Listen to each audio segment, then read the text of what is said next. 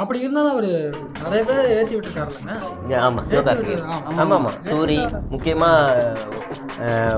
ஒரு ஒரு குசுமனா கருப்பன் குசும்பக்காரன் அவரெல்லாம் இறந்தப்ப சிவகார்த்திகேயனும் சூரிய எல்லாரும் உள்ள அவங்க வீட்டுக்கே போயிட்டு உதவிகள் செஞ்சாங்க.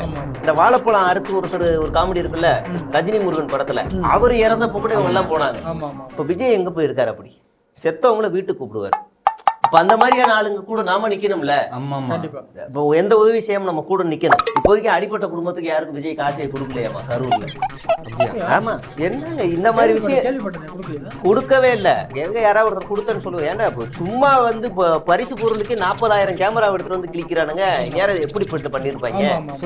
சொத்துல பாதி எழுதி வைக்கிறேன்னு சொல்லியிருந்தாங்க. சொத்துல பாதி யாருக்கு எழுதி வைப்பாரு? ஒரு பையனுக்கு.